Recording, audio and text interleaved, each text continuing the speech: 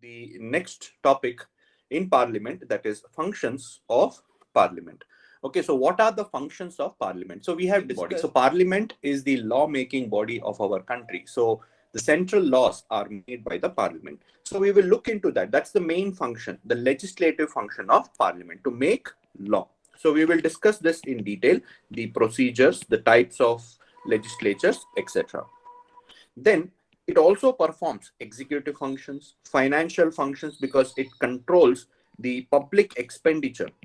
Public expenditure. So we will discuss the financial role, financial functions of the Parliament. It also has constitutional powers, or rather constitutional role, meaning it is the body that amends the constitution. If any changes has to be made to the constitution, it is done by the Parliament. It also has judicial role. Okay, so in this context, judicial role, so it removes certain constitutional posts. It ascertains that somebody has done wrong. Say, for example, the president, the vice president, okay, the judges. So all of them are, removed by the Parliament. So in that context, the Parliament performs the judicial role.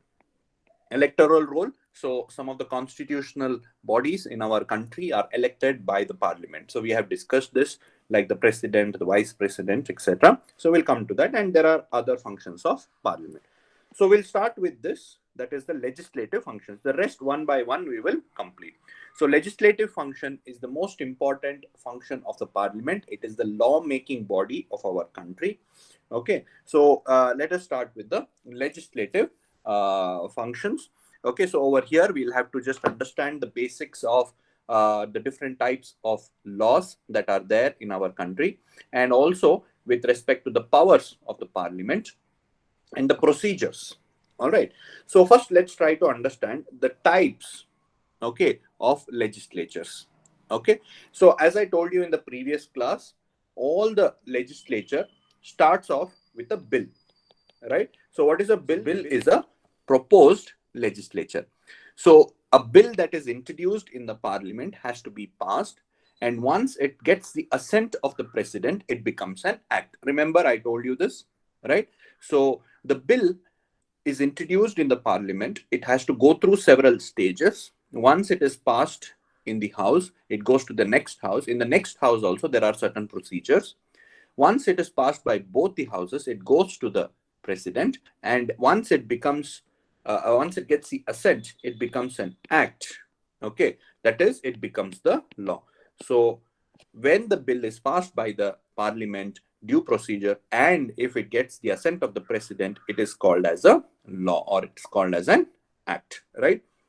Now, the legislative functions of the Parliament includes the ability to make law on central subject and concurrent subject.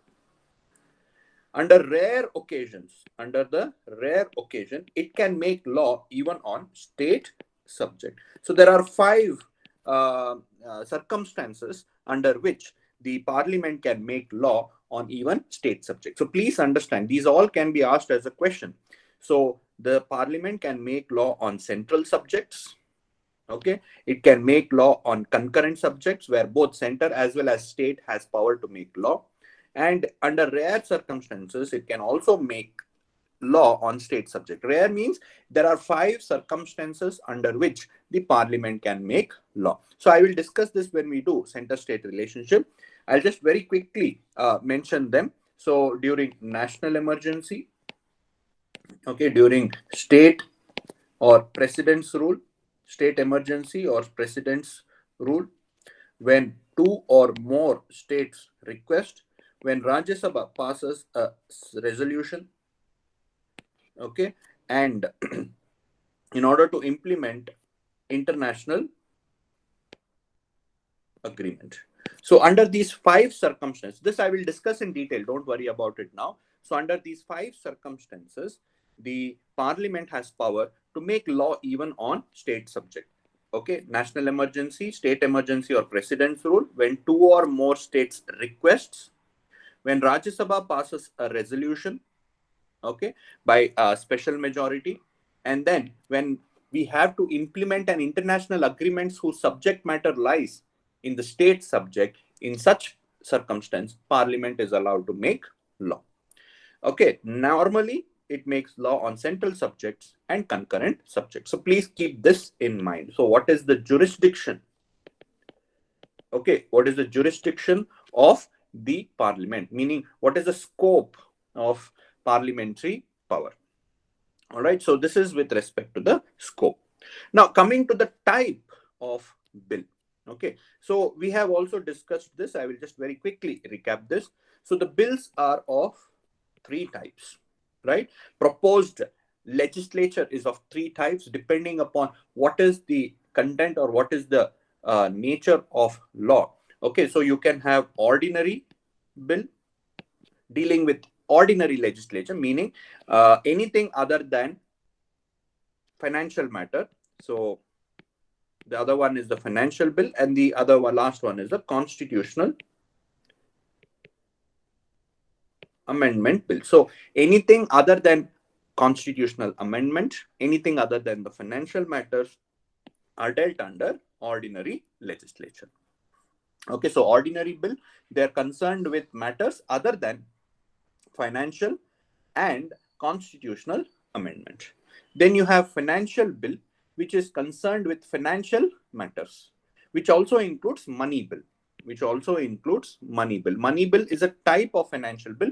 This again I will discuss in a while, the difference between the different types of financial bill. And lastly, the constitutional amendment bill.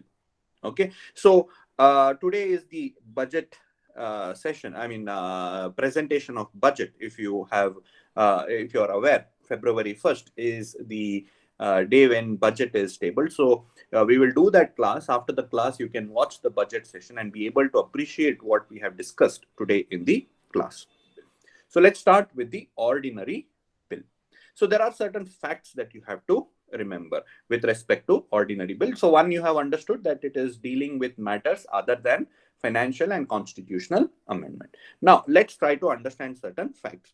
Who can table?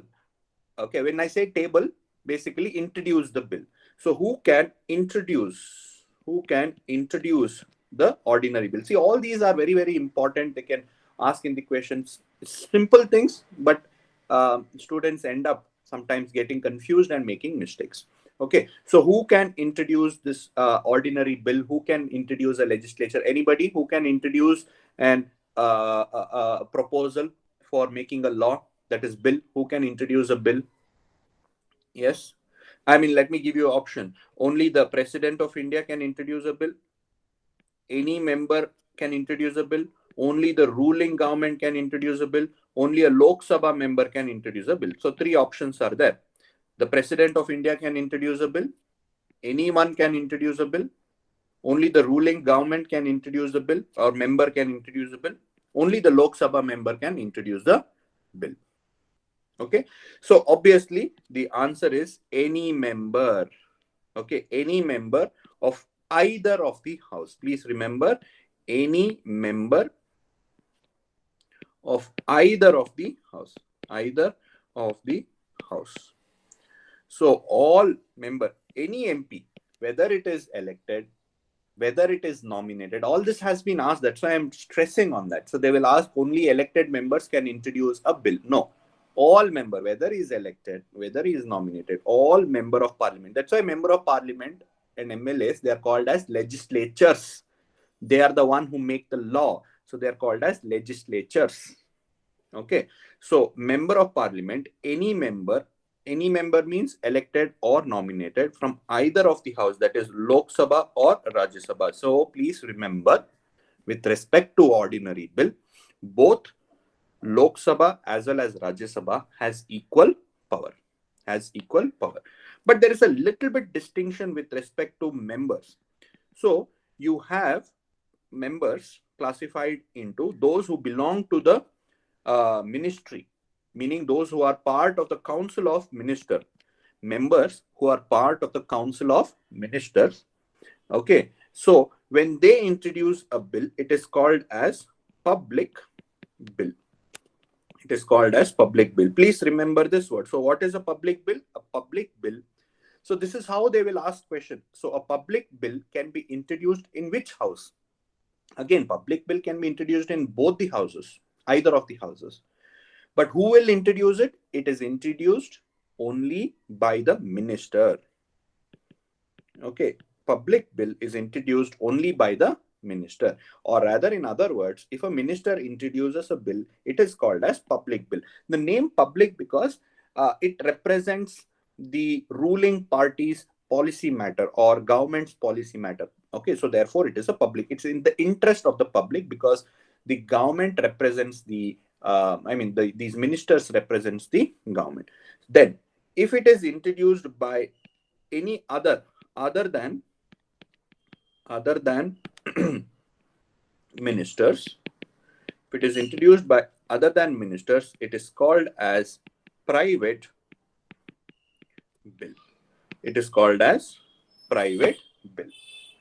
Please understand that once these bills are passed, whether it is public bill or private bill, once it is passed and gets an assent, there is no distinction. Their powers are the same, whether it is public bill or whether it is private bill. And if it gets an assent and becomes an act, after that there is no distinction. Okay, so let's see what is the difference in the bill. Okay, public bill and private bill. Okay, let's see the difference. So it can again be asked in the question. They can be introduced in either of the house. So if the bill is introduced by the minister, right, it is called as public bill. So a minister introducing a bill in the parliament is called as public bill. If it is introduced by any MP other than the minister, it is called as a private bill. So basically, public bill, it reflects the policy of the ruling party. It represents the policy of the ruling party or the government of the day. Whereas the private bill represents opposition policy. Okay, it represents the opposition policy. All right. Since it represents, since the public bill represents the ruling party or the government, it has a greater chance to be passed in the parliament, obviously, because when the government enjoys majority, it is going to easily pass the bill. Whereas the private bill, okay, is having a lesser chance to be approved. Okay, very rarely a private bill will be approved by the parliament because it represents the opposition's policy matter. All right.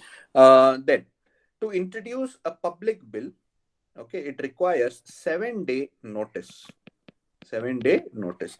So the minister has to send a notice which indicates his intention to introduce the bill. So a 7-day notice has to be given to the presiding officer of the house before the bill can be introduced in the house. Over here, it requires 1 month. Private member bill requires 1 month. Please remember these facts also. 1 week or 7 days for a public bill to be introduced, whereas a private bill requires 1 month's notice. Okay, 1 month's notice. Next, when a public bill is not passed, if the public bill is not passed in the Lok Sabha, it amounts to the censure of the government. Meaning what? If the government had majority, then it should have been able to pass it, right? So if it did not pass, that means the government does not have majority. It means censure of the government. Either the government resigns or the opposition will introduce a no confidence motion. So it amounts to censure, meaning that it has lost its confidence. So the next what they have to do is introduce a confidence motion or they will resign, because the opposition will be waiting. Oh, they could not pass a bill. Let's pass a no confidence motion. Okay. Private member bill, no such thing is there. Okay. Whether it is accepted or rejected, it does not have any impact on the government. Whereas a public bill, if it is not passed, it means the government has lost its majority and has to resign in the future. Else, the opposition will introduce a no confidence motion. This is with respect to Lok Sabha. In the Lok Sabha, it has to be passed. Okay, see, we are still talking about the facts. I'll talk about the procedure in a while. So, who can introduce it? Any member of either of the houses can introduce a bill. It is a public bill or private member bill. Then other things that you have to rule out is that there is no need for president's recommendation in this matter. So with respect to ordinary bill, there is no need for any president's recommendation or anything like that. It can be introduced, okay, by any member without taking any permission from the president. Okay, you have to keep that also in mind. All right. So I think these covers some of the things. So ordinary bill, the jurisdiction is central subjects, concurrent subject, and state subject under in 5 cases, and it can be introduced by either of the members. Okay, right. So let's further talk about the procedure, the stages of an ordinary bill. So I hope you understood. Any doubts? All right. I will continue. So the ordinary bill, okay, and its stages and how it is passed. So every ordinary bill has to pass through the following 5 stages. So how many stages are there? There are 5 stages. So the 5 stages is first reading, second reading, third reading, bill going to the second house, and president's assent. These are the 5 stages. Okay, so the first 3 stages happens in the first house. See, why do I mention first house? Because the bill can be introduced in either Lok Sabha or Rajya Sabha. Both have equal powers. So it can be introduced in either of the houses. The procedure also is the same. Okay, the stages are also the same. So once it is passed in the first house through first reading, second reading, and third reading, it goes to the second house. In second house also there is first reading, second reading, and third reading, and then it goes to the president. Okay, so it can either start from Lok Sabha, goes to the Rajya Sabha, or it can start from Rajya Sabha and then go to the Lok Sabha. All right. Okay, so there are 5 stages. So first stage is called as the first reading. Okay, so what is first reading? It is the introduction of the bill by any member of the house is called as the first reading. When the bill is introduced for the first time, okay, by the member of parliament, it is known as first reading. In this reading, there is no discussion that happens. Okay, simply tabling of the bill in the parliamentary floor is called as the first reading. Okay, no discussion takes place. Okay, introduction followed by publication in the government gazette is known as the first reading. Did you all understand what is the first reading? Introduction of the bill with the publication of it in the gazette, government gazette, is known as first reading. There is no discussion that takes place during this stage. There is no discussion that takes place during this stage. The second reading is where most of the discussion, changes, everything takes place. So the second stage is called as second reading. So this is the stage, the detailed discussion and the scrutiny of the bill takes place. Scrutiny means the members will cut open the bill and analyze it, discuss it, criticize it, suggest changes to it. All that happens in the second reading. So the second reading is the most important. Okay, so it is a detailed scrutiny. Okay, the final shape of the bill happens in the second reading. All right, so the bill will be discussed by the members of parliament during this stage. Okay, and after this, the bill may be taken up directly for consideration. Okay, the bill may be directly taken for consideration, or it may be sent to the public for their opinion. Okay, it will be put up in the websites, it will be published in the newspaper and circulated in order to elicit public opinion. It may be sent to committees. Okay, it may be sent to parliamentary committees or expert committees. Okay, select committees or parliamentary committees for detailed scrutiny. For detailed scrutiny. All right. So this is what happens. So after the discussion, so discussion may happen immediately. The bill may be taken for voting, or it may be sent to the public opinion. It may be sent to committee for the detailed discussion, scrutiny, everything. That is the general discussion. So after general discussion, as I told you, it can be taken up for consideration directly, or it can be sent to the committee stage. So committee stage is the usual practice. Usually when the bill has been introduced, after the general discussion, it is sent to the committee. So committee consists later, again, when we towards the end of our parliament chapter, we will discuss about the committees. So committees are a smaller body, right, within the parliament, consisting of fewer members of parliament, who will go through the bill in detail, clause by clause, because it's a small body. It can take up the matters individually, small part by part. It will take up, scrutinize it, consult experts, and finally submit the report to the parliament. So in the committee stage, okay, after it, they will submit their report, okay, to the parliament. There are different types of committees. I will discuss that later. I don't want to go into that now. So there are committees that are formed in the parliament. So these committees will look into these matters and then finally submit their report to the parliament. All right. So the recommendation of the committee is not binding.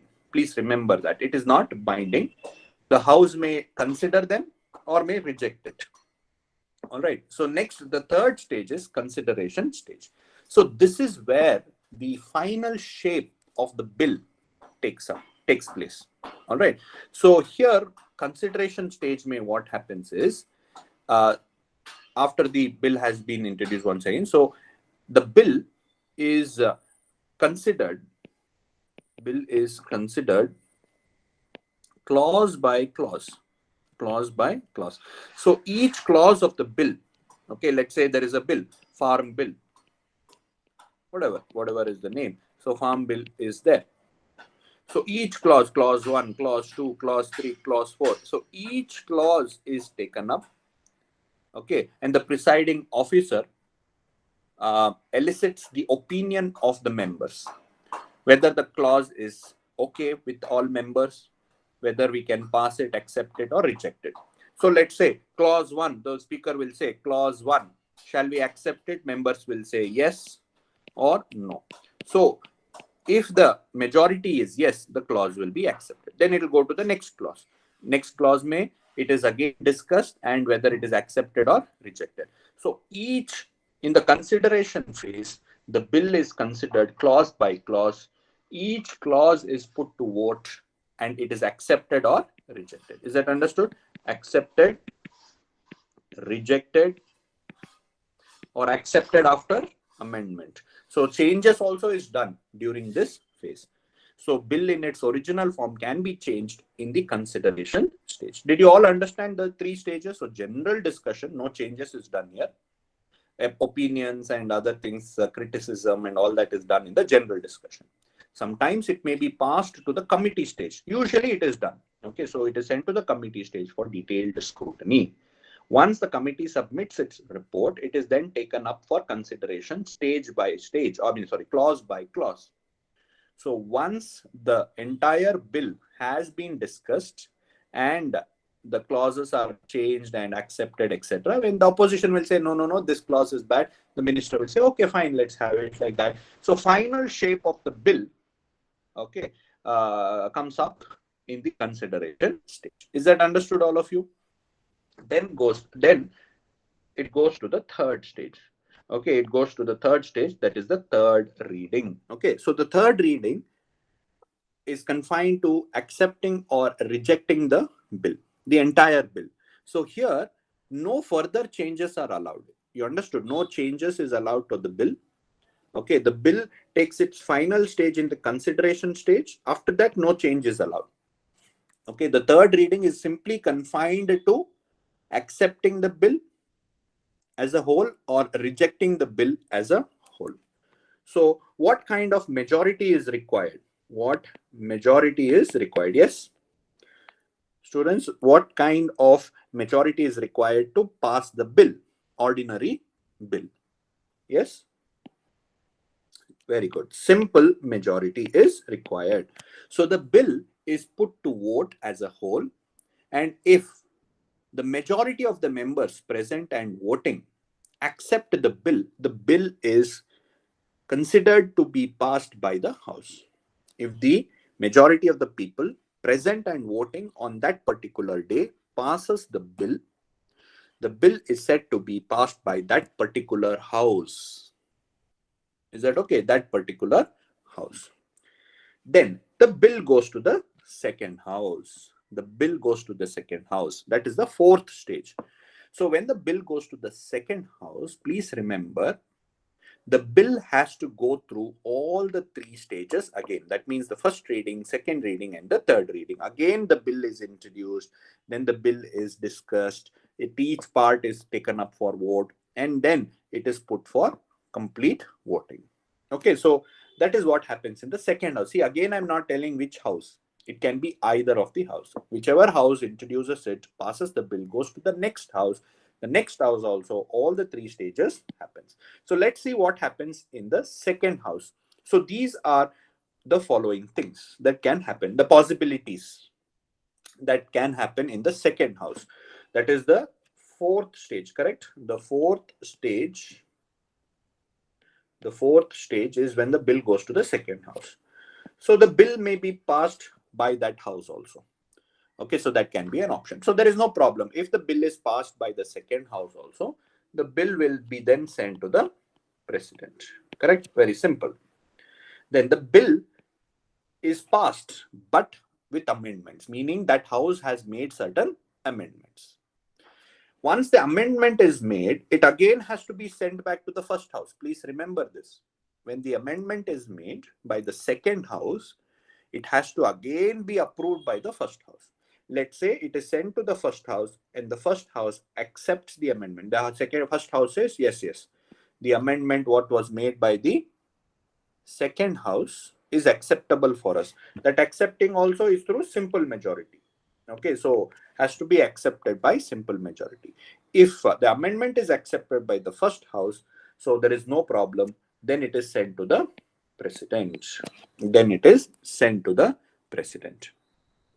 All right. Then, if it is rejected by the first House, meaning when the bill has been amended by the second House, but that amendment were rejected by the first House. All right. Then, if the bill is rejected by the second House altogether, okay, if the bill is rejected by the second House altogether, in these two cases, we say there is a deadlock. Similarly, if the second House do not take any action for 6 months, then also we say there is a deadlock. So what is a deadlock? Deadlock is a condition where the bill is rejected by the second House, or the bill is passed by the first House, amended by the second House, the amendment was rejected by the first House. The third, when the bill is not acted upon by the second House for up to 6 months. These three conditions are called as deadlock. In these three cases, okay, a situation called as deadlock has arisen. That means there is a conflict between the first House and the second House. There is no agreement between the first House and the second House. You understood? So please remember the first two cases, right? When the bill is accepted as it is by the second House, or the bill is changed by the second House, which is accepted by the first House, in both the cases, bill is said to have been passed without any deadlock, and hence it goes to the President. Whereas in case of the other three cases, that is amendments which are rejected by the first House, or the second House rejects the bill altogether, or the bill is not acted upon for a period of 6 months, in such cases, a deadlock has arisen. So in this case, so what happens when there is a deadlock? When there is a deadlock, as discussed when we did precedent, when there is a deadlock, the President of India, calls for a joint sitting. Is it understood? Calls for a joint sitting. Joint sitting means where both Lok Sabha and Rajya Sabha together holds the session. Okay, so some facts that you have to remember is who summons a joint sitting? It is a president. When is it called? When there is a deadlock. Who presides the sitting of a joint sitting? It is a speaker, as discussed when we did speaker. So the speaker presides over the sitting. The speaker presides over the sitting of a joint session. Please remember, vice president cannot attend the session. Another point you have to remember with respect to joint session is the rules of Lok Sabha is applicable to a joint sitting. The rules of Lok Sabha is applicable to joint sitting. So what happens is in a joint sitting, is that the bill which has led to deadlock is taken up. Okay, bill which has led to the deadlock is taken up, and the bill is put to vote. See, again, there is no other stages there where general discussion and all that is not taken up. So in the joint sitting, simply the bill is put to vote, or that provision which has led to deadlock is discussed and changes is made. That's all. The entire bill is again not discussed. The entire bill is not taken up clause by clause for voting. Only the entire bill is taken up for voting, or that provision, that clause which had led to the deadlock,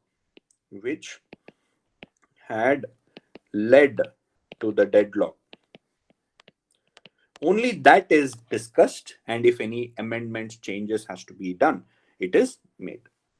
So once those discussion is done, the entire bill is put to vote. Again, when in the joint sitting, the bill has to receive majority. It has to receive simple majority.